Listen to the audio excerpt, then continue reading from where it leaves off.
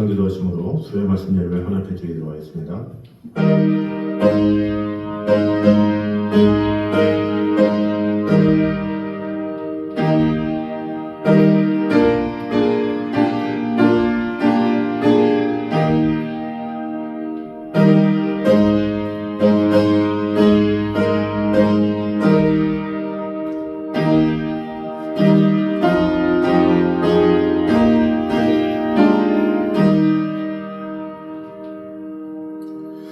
그러므로 예수께서 자기를 믿은 유대인들에게 이르시되 너희가 내 말에 거하면 참 내 제자가 되고 진리를 알지니 진리가 너희를 자유롭게 하리라.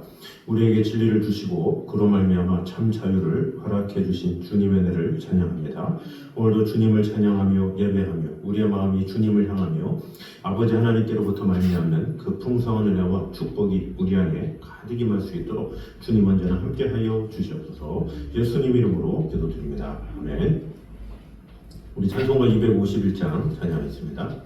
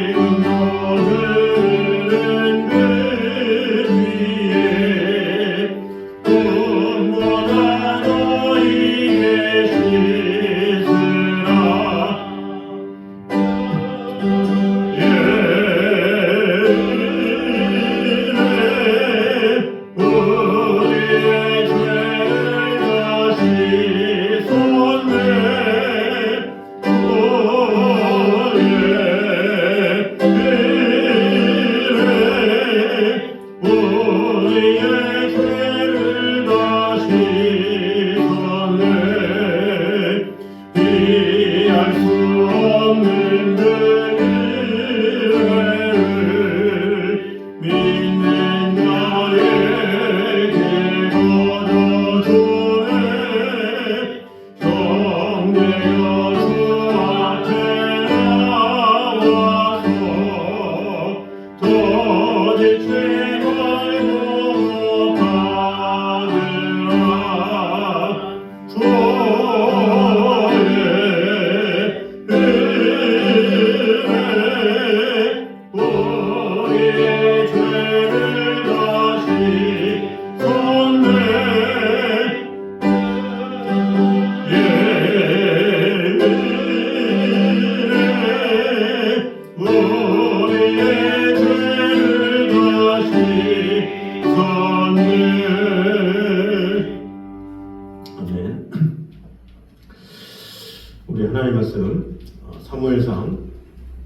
28장입니다.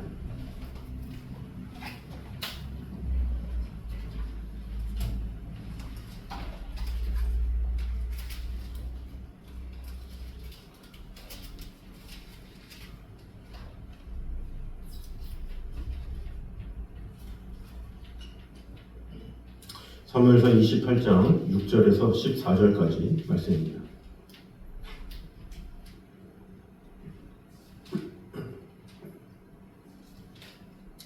사무엘상 28장 6절에서 14절까지 말씀입니다.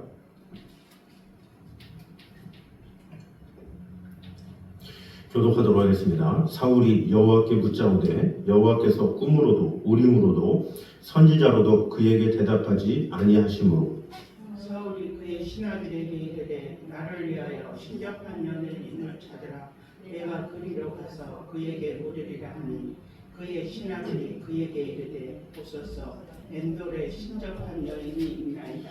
사울이 다른 옷을 입어 변장하고 두 사람과 함께 갈새 그들이 밤에 그 여인에게 이르러서는 사울이 이르되 청하노니 나를 위하여 신접한 술법으로 내가 내게 말하는 사람을 불러 올리라 하니 여인이 그에게 이르되 내가 사울이 행한 일고 그가 신접한 자와 박수를 이 땅에서 멸절시켰음을 아나니 내가 어찌하여 내 생명에 올무를 넣어 나를 죽게 하려 하느냐 하는지라.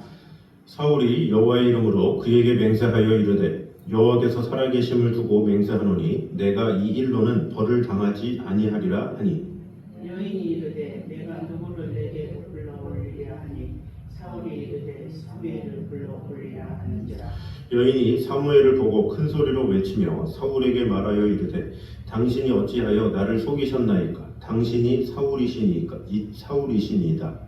왕이 그에게 이르되 두려워하지 말라. 내가 무엇을 보았느냐 하니 여인이 사울에게 이르되 내가 영의 땅에서 올라오는 것을 보았나이다 하는지라. 다 같이 읽겠습니다. 사울이 그에게 이르되 그의 모양이 어떠하냐 하니 그가 이르되 한 노인이 올라오는데 그가 겉옷을 입었나이다 하더라. 사울이 그가 사무엘인 줄 알고 그의 얼굴을 땅에 대고 절하니라. 아멘. 자, 오늘은 사울이 이제 신접한 여인을 찾는 내용, 그런 그 가운데 신접한 여인을 찾아서 그와 대화하는 그 가운데 우리에게 주시는 은혜를 보도록 하겠습니다. 먼저 참 믿음과 거짓 믿음은 위기의 순간에 드러나게 됨을 보여주고 있습니다. 우리 7절을 보면 위기에 직면한 바울이 그것을 극복하기 위해서 하나님을 찾았음에도 불구하고 하나님께서 아무런 응답도 취하지 않으시자 급기야 사무엘 죽음 직후에 자신이 쫓아낸 신접한 여인을 이제 제 발로 찾아간 장면이 나옵니다. 그것이 7절이죠. 사울이 그의 신하들에게 이르되 나를 위하여 신접한 여인을 찾으라 이렇게 말을 하고 있습니다. 우리는 여기서 사울이 가졌던 믿음의 실상을 볼 수가 있습니다. 이 사울에게는 물론 믿음은 있었지만 그 믿음이 어떠한 믿음인지가 드러나게 되는데 그의 믿음은 고난이 찾아왔을 때 실제로 드러나게 됐죠. 블레셋이 쳐들어왔을 때 또 다윗이 자신보다 더 인정받을 때 뭔가 자신에게 고통이나 억압이 오면 그제서야 그는 무엇인가 행동을 취하죠. 지금 이 상황에서는 오히려 신접한 여인을 찾고 이전에 다윗이 인정받을 때는 오히려 다윗을 죽이려고 하고 뭔가 이의 행동에는 뭔가 자기 중심적인 그런 생각들이 있었죠. 아말렉을 멸할 때도 하나님께서 분명히 다 멸하라고 하셨지만 자기 생각에는 내가 이렇게 뭔가 이렇게 죽이는데 제사를 드리거나 뭔가 사무엘을 기다리면 백성의 마음이 떠날 것 같아서 사무엘을 기다리기보다 섣불리 전쟁이 임한 것 그리고 하나님께서 다 멸하라고 했지만 이렇게 다 멸하다가 보면 백성들의 민심을 못 얻을 텐데 하면서 백성들의 눈치를 통해서 그런 모략질한 물건을 다 그대로 놔둔 장면이나 또 아말렉 왕을 살려둔 것이나 이것을 보면 사울이 위기에 있어서 어떠한 어려움에 처했을 때 자기 중심적인 사람이었다라는 것을 볼 수가 있죠. 자기 중심적인 사람이다라는 것은 다른 말로 기회주의자다 이렇게 볼 수가 있고 또 다른 말로 어떤 믿음에 따라 행하는 것이 아니라 감정에 따라 행하는, 자신의 기분 따라 행하는 그런 연약한 모습을 볼 수가 있습니다. 또 더 나아가서 이것을 통해서 참 믿음이 무엇인가가 드러나죠. 보통 대부분의 사람들은 믿음이라는 것이 언제 드러나느냐, 아무 일 없을 때는 드러나지 않죠. 그러나 고난이 찾아오고 어려움이 처하면 그제서야 그 사람이 참 믿음의 사람이구나, 그것을 알 수가 있습니다. 한 예로 욥에게 있어서 자녀들이 있었죠. 수많은 재산들이 있었죠. 그러나 그 수많은 재산들이 한순간에 사라지고 자녀들이 다 없어졌음에도 불구하고 욥은 주시니도 여호와시오, 취하시니도 여호와시오니 오직 여호와의 이름이 찬송을 받으실지니이다, 이렇게 찬양하죠. 이것이 참 믿음이다라는 거죠. 반대의 인물이 데마가 있습니다. 데마는 사울과 함께 선교여행을 떠났습니다. 그런데 선교여행 가운데 수많은 박해가 있었고 어려움이 있었죠. 그런 가운데 또 그 데살로니가나 그 수많은 도시들을 돌면서 뭔가 그 도시의 활락 또 즐거움 이런 것에 푹 빠져가지고 내가 이렇게 선교여행해서는 이 인생을 즐길 수가 없구나, 이런 생각에 사도 바울을 떠나게 되죠. 결국에는 이 믿음이라는 것은 언제 드러나게 되느냐, 고난이 있을 때, 어려움이 있을 때, 그때 드러나게 된다라는 거죠. 아무 일 없을 때는 그가 정말로 믿음이 있는지 없는지 알 수가 없습니다. 그러나 고난이 있을 때 우리는 참 믿음을 알게 되죠. 그래서 하나님은 오히려 사람들에게 가끔 이 고난이라는 것을 주시죠. 그것을 통해서 우리의 믿음이 참된 것인지 또 거짓된 믿음인지 알게 하기 위해서 그런 일들을 주신다라는 것입니다. 이 사울에게 있어서 이 고난은 어떻게 보면 하나님을 다시 한번 택하고 하나님께 매달릴 수 있는 기회였죠. 그러나 사울은 이 상황에서 하나님께 매달리기보다는 오히려 신접한 여인을 찾아감으로 하나님에 대한 믿음을 저버린 그런 모습이라고 볼 수가 있습니다. 이런 사울의 이런 모습을 통해서 우리 또한 어떤 고난과 어려움이 찾아온다 할지라도 그런 상황에서 환경을 바라보거나 또 사람을 의지하거나 어떤 운을 바라보는 것이 아니라 오직 하나님의 은혜만을 또 긍휼만을 온전히 바라보므로 참된 믿음으로 행하기에 부족함이 없는 저희는 되시기를 주님의 이름으로 축원합니다. 자, 두 번째는 악인은 자기 자신을 모든 판단의 기준으로 삼는다라는 사실을 볼 수가 있습니다. 본문에 기록된 사울과 신접한 여인과의 대화는 매우 어려운 난제인 동시에 상당히 흥미로운 부분이라고 할 수가 있습니다. 이 가운데 우리의 주의를 끄는 것이 바로 사울의 태도입니다. 사울이 신접한 여인을 찾아가서 술법으로 영혼을 불러낼 것을 제의하자 신접한 여인은 사울이 제정한 그 법을 앞세워서 거절을 하죠. 왜냐? 이 사울이 그 전에 이런 술법을 하는 자, 바술사 이런 사람들을 다 쫓아내기 때문에 지금 술법을 행한다? 그것은 사울 왕을 거절하는 것이기 때문에, 배신하는 것이기 때문에 그렇게 할 수 없다, 이렇게 이야기를 한 것이죠. 그런데 이 말을 듣고 난 사울의 대답이 10절입니다. 사울이 여호와의 이름으로 그에게 맹세하여 이르되 여호와께서 살아계심을 두고 맹세하노니 내가 이 일로는 벌을 당하지 아니하리라, 이렇게 말하고 있습니다.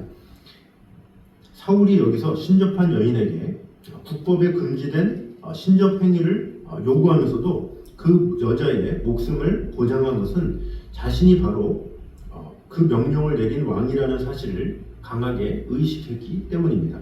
즉 자신은 왕이기 때문에 국법에 통제받지 않는다, 그러니까 그냥 해도 된다, 이렇게 말을 한 것이죠. 그런데 사실 이런 복술자들 또 마술사들 이런 사람들을 멸하라는 것은 사실 사울이 명한 게 아니죠. 레위기 말씀에 있습니다. 레위기 19장 3절에 보면 너희는 신접한 자와 박수를 믿지 말며 그들을 추종하여 스스로 더럽히지 말라. 나는 너희 하나님 여호와이니라, 이렇게 말씀하고 있습니다. 신명기 18장 9절에서 14절에도 이렇게 말합니다. 너는 그 민족들의 가증한 행위를 본받지 말 것이니 복술자나 기둥을 말하는 자나 요술하는 자나 무당이나 진언자나 신접자나 박수나 초혼자를 너희 중에 용납하지 말라.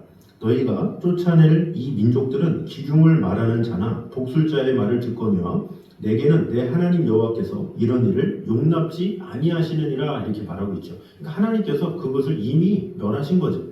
그런데 사울이 자신의 임의대로 하나님께서 멸해야 된다라고 한 것을 나는 왕이니까 괜찮다라고 하면서 자기 중심적으로 해석한 것을 볼 수가 있습니다.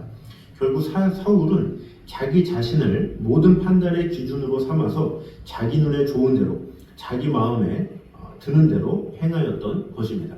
결국엔 이 자신의 마음에 죄악이 가득하고 또 모든 판단이 자기 중심적이기 때문에 어떻게 됩니까?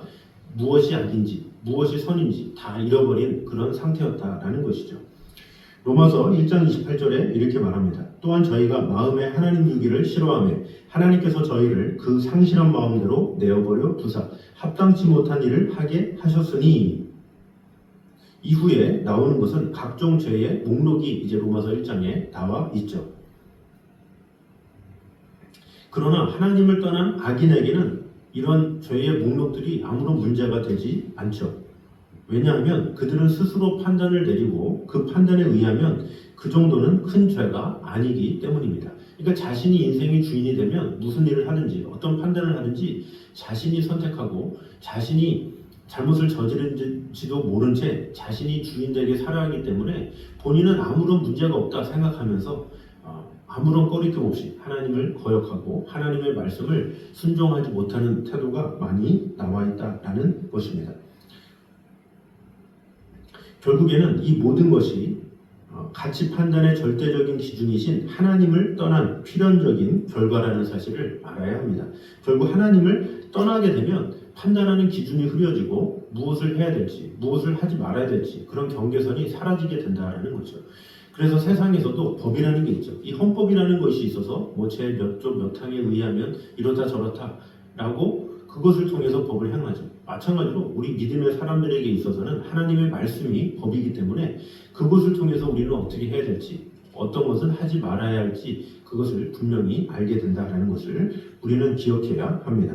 그러므로 자기 자신을 가치 판단의 기준으로 삼은 자들은 그 결과에 대해서 절대 불변의 가치 기준이신 하나님의 보응을 반드시 받게 될 것임을 꼭 기억하므로 우리 모두가 우리를 판단하시고 우리를 지켜주시는 하나님의 말씀 앞에 온전히 서는 저와 여러분 되시기를 주님의 이름으로 축원합니다. 자, 세 번째는 하나님의 이름을 더럽히는 행위는 죽음으로 갚아야 할 큰 범죄임을 보여주고 있습니다. 다시 10절을 보면 사울이 여호와의 이름으로 그에게 맹세하여 이르되 하면서 사울이 맹세를 하는데 어떻게 하느냐? 여호와의 이름으로 그에게 맹세했다라는 거죠. 그러면서 또 말합니다. 이르되 여호와께서 살아계심을 두고 맹세하노니 내가 이 일로는 벌을 당하지 아니하리라 하니, 이렇게 말을 하고 있죠. 자신이 임의대로 지금 이 법에 대해서 이거 법 안 지켜도 돼 라고 이야기를 하는데 그것이 마치 하나님께서 허락하신 것처럼 그것도 하나님의 이름을 들이밀면서 지금 선언을 하고 있죠.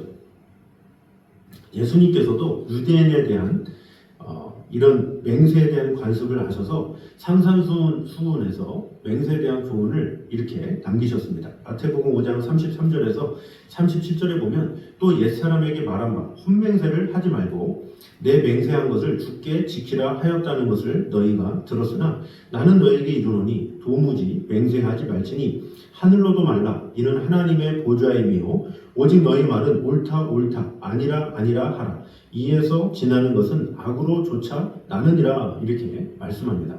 이것은 하나님의 주권과 인간의 본질적 무능을 무시한 채 맹세를 악용하려는 자들의 의도를 금하심과 동시에 맹세가 얼마나 철저히 지켜져야 하는지를 교훈하고 있죠. 그럼에도 불구하고 이 사울은 마치 하나님께서 명령한 것처럼 또 자신이 여호와의 이름을 망령되이 일컫는 그런 모습을 하고 있죠. 이것에 대해서 10계명 중 3계명은 이렇게 말합니다. 너는 너희 하나님 여호와의 이름을 망령되이 일컫지 말라. 나 여호와는 나의 이름을 망령되이 일컫는 자를 죄 없다 하지 아니하리라. 이렇게 말씀하고 있습니다.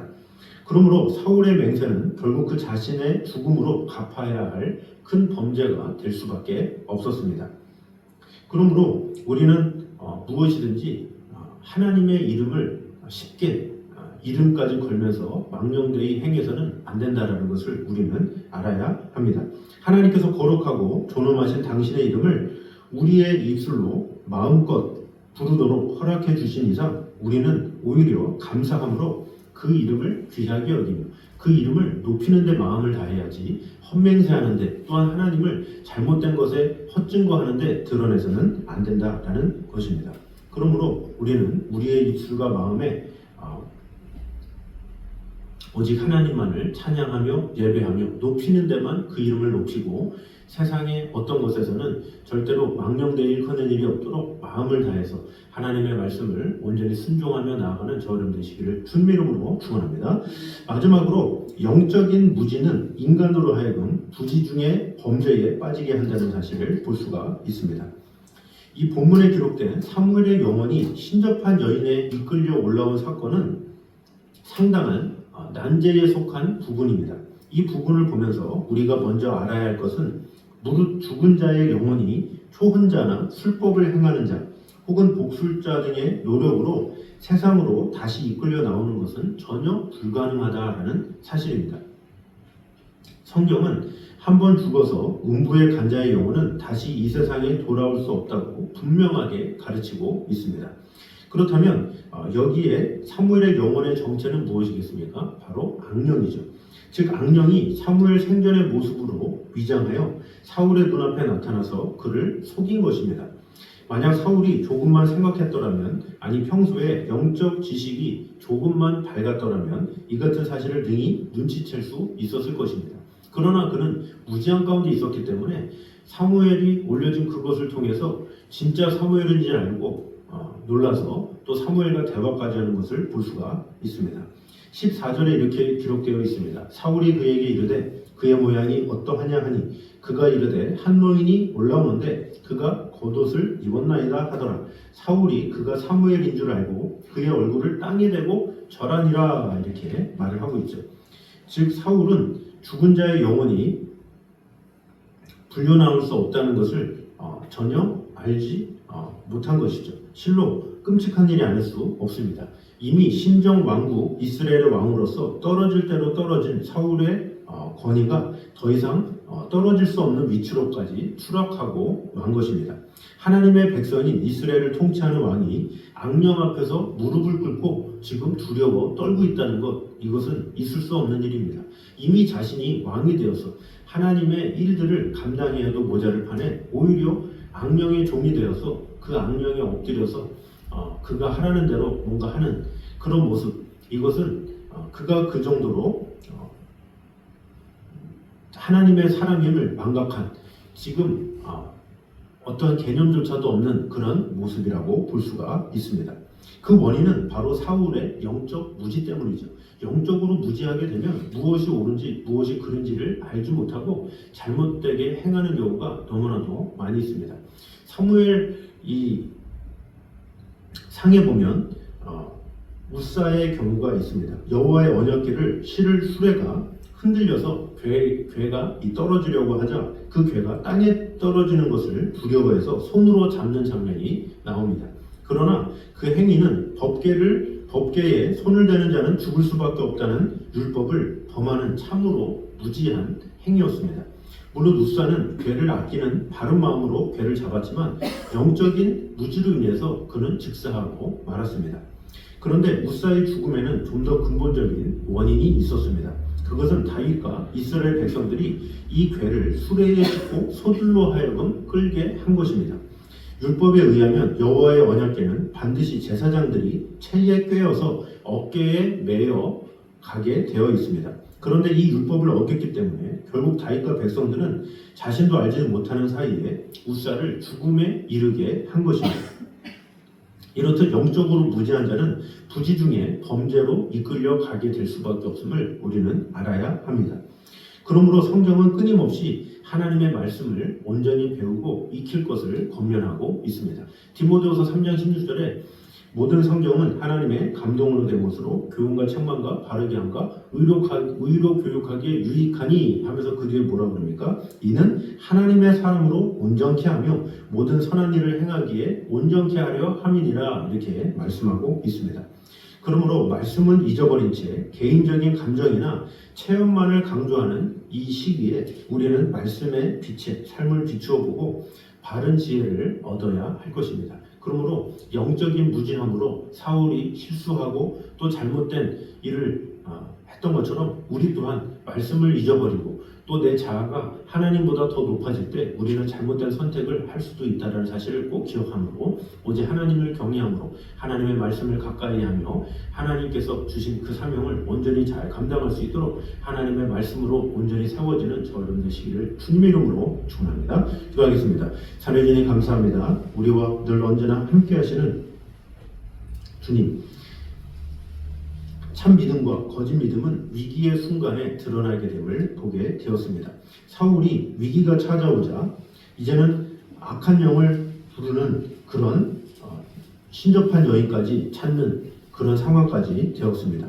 어떤 어려움과 고난이 찾아온다고 해서 절박하다고 해서 하나님 외에 다른 것을 찾지 않도록 주님 함께하여 주시옵소서. 또한 악인은 자기 자신을 모든 판단의 기준으로 삼게 된다는 사실을 꼭 기억함으로 말미암아 우리가 하나님의 말씀을 소홀히 여길 때 또 하나님의 말씀을 최고로 여기지 않을 때 하나님께서 말씀하시지도 않은 것에 마음을 두고 또한 하나님의 판단이 아니라 나 자신의 판단으로 무엇인가를 판단한다는 그런 오류를 범하지 않도록 주님 늘 깨어서 하나님의 뜻 안에 거할 수 있도록 주님 언제나 함께하여 주시옵소서. 또한 하나님의 이름을 더럽히는 행위는 죽음으로 갚아야 할 큰 범죄임을 꼭 기억함으로 하나님의 이름을 망령되이 일컫지 말고 오직 하나님의 이름을 영광 돌리는 데 힘쓰는 성도들이 되게 하여 주시옵소서.